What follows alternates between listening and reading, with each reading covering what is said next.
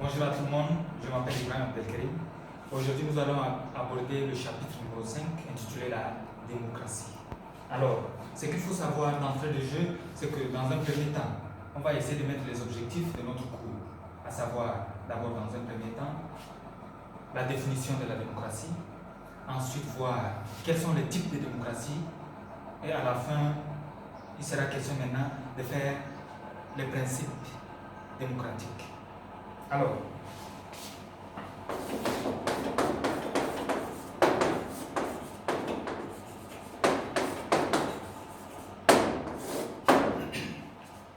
à présent, on va définir ce que c'est que la démocratie. La démocratie, d'abord, ça vient de deux mots grecs, demos et kratos.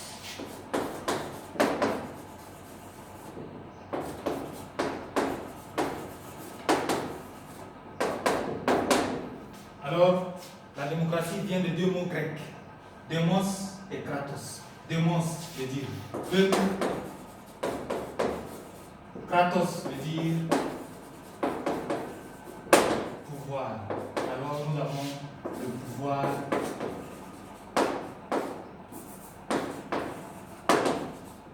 du peuple. C'est le pouvoir du peuple alors. Tout a commencé en Grèce antique, au 6e siècle avant Jésus-Christ. De notre ère, la démocratie a pris naissance dans la Grèce antique. Alors les Grecs se réunissaient dans un agora, c'est-à-dire une place publique, où on donnait la possibilité à tout citoyen de la ville d'Athènes de pouvoir s'exprimer sur les décisions que les pouvoirs publics vont prendre. C'est pourquoi maintenant, dans cette définition que nous avons, le pouvoir du peuple, il y a également le président américain, Abraham Lincoln, qui allait dire, dans une de ses citations les plus célèbres, le pouvoir, la démocratie, c'est le pouvoir du peuple, par le peuple et pour le peuple. Cette définition également a été adoptée par beaucoup d'États comme la définition exacte de la démocratie. Alors, après qu'on ait défini ce que c'est que la démocratie, maintenant on va essayer de savoir comment est-ce que le peuple peut participer à la gestion du pouvoir ou plutôt participer à la gestion des affaires publiques. C'est la question qu'on devrait se poser. Comment le peuple doit participer à la gestion de la chose publique? On a dit le pouvoir du peuple. Est-ce que c'est tout le peuple qui doit parler à la fois pour que la démocratie existe? C'est également la question. Alors, ici nous avons dans une démocratie, les citoyens participent à l'élaboration des décisions politiques. C'est-à-dire les autorités, ceux qui sont élus, peuvent faire appel aux citoyens de s'exprimer ou de se prononcer sur un certain nombre de questions. Par exemple, le référendum. On peut appeler les citoyens à aller voter. À travers le vote, à travers l'élection, les citoyens peuvent avoir le choix de voter pour leurs dirigeants. Alors, ainsi, la démocratie, c'est le pouvoir du peuple. C'est-à-dire, dans une démocratie, il n'y a qu'un seul souverain, le peuple. Si le peuple dit oui, on adopte. Si le peuple dit non, également, on prend en considération l'avis du peuple. Alors, après avoir défini la démocratie, on va prendre notre grand 2, à savoir les types de démocratie.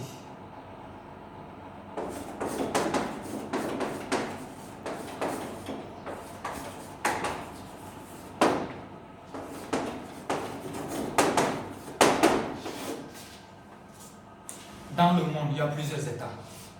Il faudrait qu'on le dise clairement. Au niveau des Nations Unies, il y a 198 États.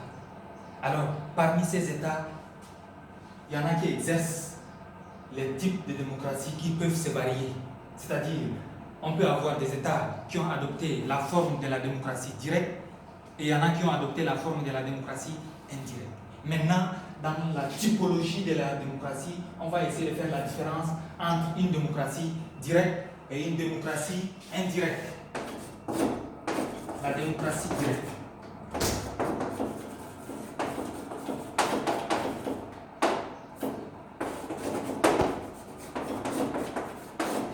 Alors la question qu'on devrait se poser à ce niveau, c'est de savoir qu'est-ce qu'une démocratie directe? Oui. C'est quoi une démocratie directe? Une démocratie directe, c'est lorsque le peuple exerce lui-même cette démocratie sans l'intermédiaire des dirigeants ou des représentants. C'est-à-dire, le peuple exprime directement sa volonté sur la gestion ou sur les décisions que le pouvoir public peut prendre. Exemple, le référendum.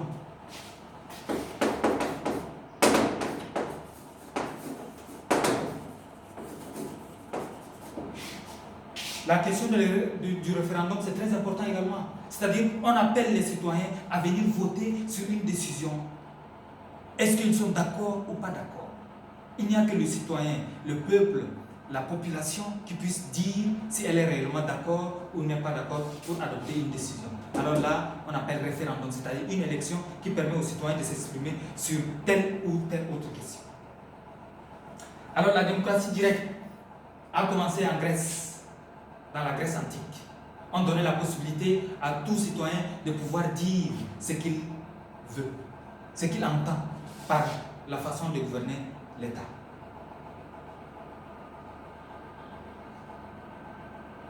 Alors la démocratie directe, c'est l'une des premières formes de la démocratie dans laquelle le peuple exerce directement le pouvoir politique, alors que dans une démocratie indirecte ou représentative, le peuple fait appel à ses représentants pour voter en ses lieux et places. Alors, ici dans la démocratie directe, comme son nom le dit, le peuple exerce directement la démocratie. Il n'y a pas quelqu'un qui va rester à l'intermédiaire. Comme l'a dit un écrivain, il n'y a pas de médiation entre les dirigeants et le peuple. Le peuple sont concernés directement et ils s'expriment directement sur une question. Alors l'exemple, c'est le référendum. Maintenant, avec les nouvelles technologies, avec l'avancement également de ce monde, il y a également la question de la pétition. La pétition également aujourd'hui est considérée comme une forme de démocratie directe, c'est-à-dire les citoyens peuvent signer des pétitions en ligne pour approuver ou désapprouver une décision que le gouvernement peut prendre. Alors en ce moment, s'il y a plus de citoyens qui disent non, le gouvernement peut rétracter. Petit 2, la démocratie indirecte.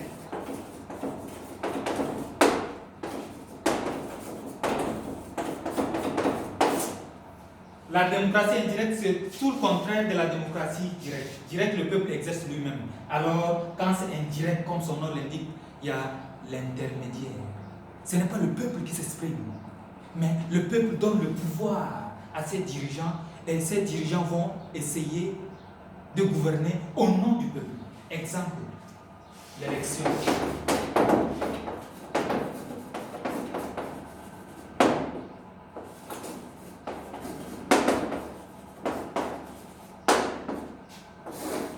Les élections de députés, on dit souvent que les députés sont les représentants du peuple. Aujourd'hui, si on peut vouloir voter une loi, il n'appartient pas à tout le peuple de venir dire s'il est d'accord ou n'est pas d'accord pour la loi ou pas. Ce n'est pas comme ça. Le peuple a élu des gens, on les appelle les députés.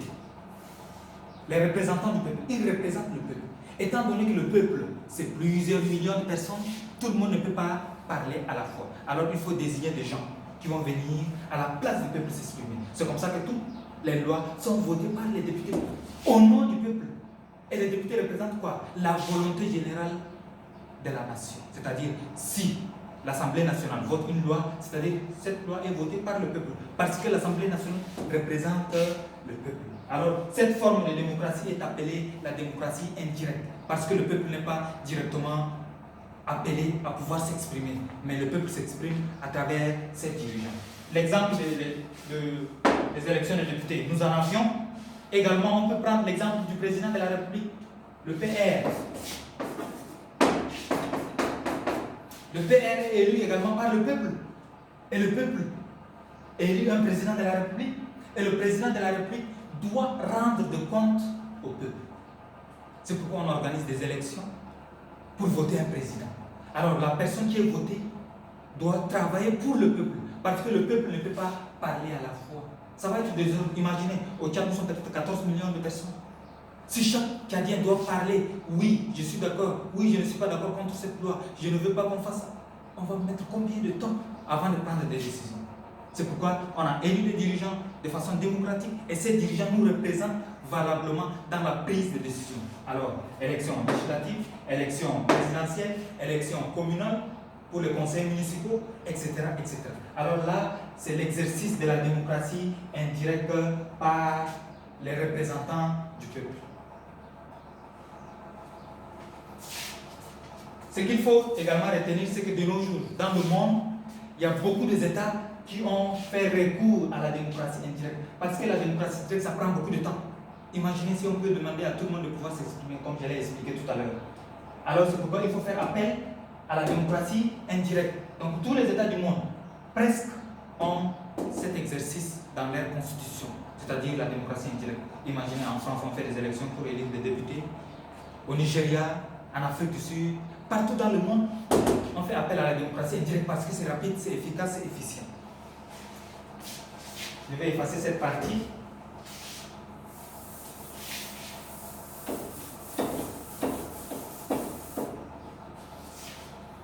Nous avons vu la définition, les types de démocratie, la démocratie directe, la démocratie indirecte.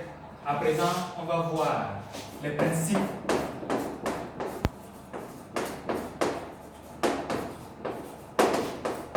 de la démocratie.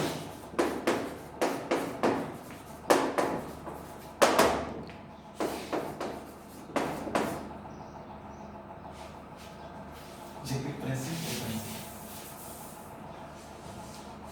Les principes de la démocratie.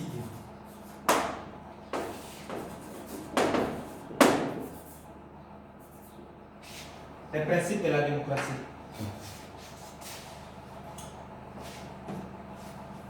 Les principes de la démocratie, ce sont les indicateurs, c'est-à-dire des choses qui nous permettent de savoir est-ce qu'une démocratie existe dans un tel pays ou dans un autre. Comment on peut reconnaître que tel pays est démocratique, tel pays n'est pas démocratique. Alors ce sont à travers les principes qu'on peut savoir quel est le degré de la démocratie dans un État. C'est pourquoi j'ai dit ce sont des indicateurs, c'est-à-dire des signes qui nous montrent que la démocratie est effective dans tel ou tel autre pays. Alors parmi les principes, nous en avions beaucoup. Je vais essayer de lister quelques principes.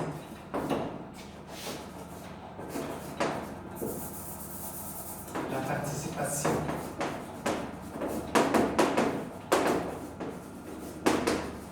Des citoyens.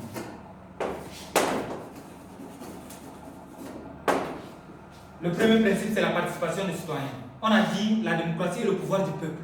Alors, si la démocratie existe, comment est-ce que les citoyens ne peuvent pas participer? C'est la question qu'on devrait se poser. C'est-à-dire, l'élément fondamental pour l'existence de la démocratie, il faudrait que le peuple, les citoyens, participent à la gestion de la chose publique. Le peuple soit informé sur la façon dont le pays est gouverné. Ils ont besoin de savoir parce que le peuple, c'est le pouvoir en démocratie. C'est le souverain. Le peuple est le souverain. Alors, la participation des citoyens. Alors, la question est de savoir également comment la participation des citoyens peut être effective. Comment est-ce que les citoyens participent à l'élection, à la gestion de la chose publique? Parce qu'un citoyen peut devenir candidat. Premier élément. C'est-à-dire, vous, en tant que jeune, vous pouvez aspirer un jour à devenir candidat à un poste électif. Ça peut être législatif, ça peut être communal, ça peut être présidentiel, etc. Alors là, vous avez exprimé votre volonté à vouloir participer à la chose publique. Le fait de payer l'impôt, c'est également la participation des citoyens. Le fait d'aller assister à des réunions politiques ou à des réunions associatives, c'est également la participation des citoyens dans la vie démocratique.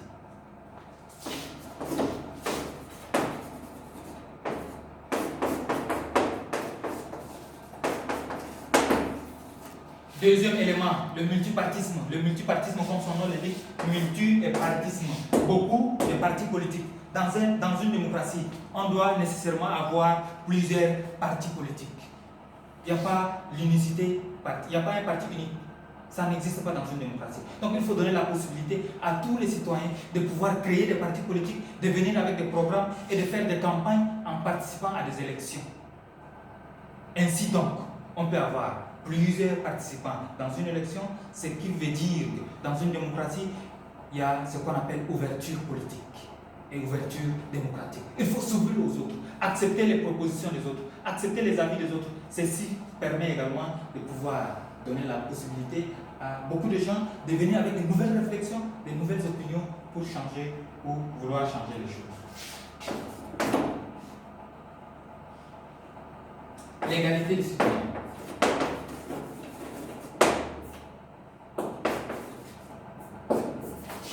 L'égalité des citoyens. On ne peut pas prétendre avoir une démocratie lorsque les citoyens ne sont pas égaux. Les citoyens doivent être égaux devant la loi, sans distinction de leur race, de leur ethnie, de leur religion, de leur région, de leur sexe, de leur âge, de leur appartenance politique, etc., etc. Donc, dans une démocratie, il y a égalité des citoyens. C'est-à-dire, tous les citoyens doivent avoir les mêmes chances et les mêmes possibilités quand il s'agit de pouvoir s'exprimer sur la gestion de la chose publique. Donc, il ne faut pas faire de la différence ou de la discrimination entre les citoyens. Donc, quand il y a une discrimination entre les citoyens, alors la démocratie va mal dans ce état.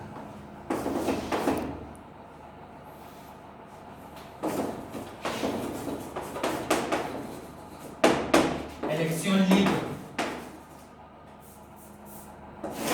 Les élections libres. Dans une démocratie, il faudrait également organiser les élections. Le corps humain a besoin du sang. La démocratie a besoin des élections. Alors, sans élection, il n'y a pas de démocratie. C'est pourquoi vous entendez souvent qu'on organise des élections pour les présidentielles, pour les législatives, pour également les communales, etc.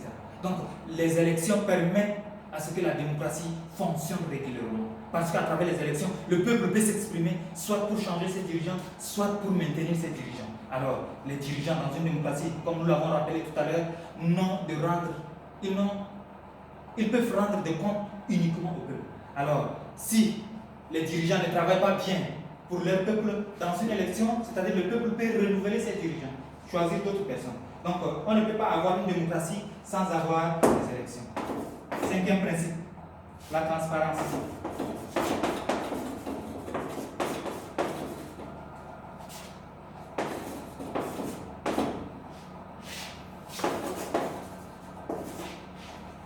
La transparence dans la gestion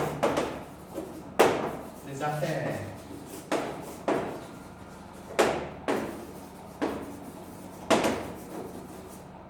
La transparence dans la gestion des affaires publiques.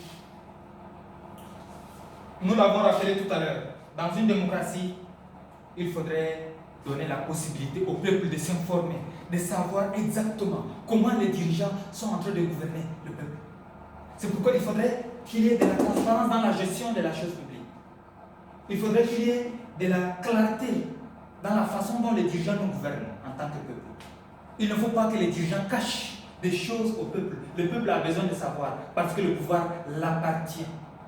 Alors, c'est pourquoi la presse, la liberté d'expression, c'est à travers la presse que le peuple peut s'informer. Il faudrait donner la possibilité aux gens d'écouter la façon dont le pays est gouverné. Alors, je prends le dernier principe, la suprématie des droits.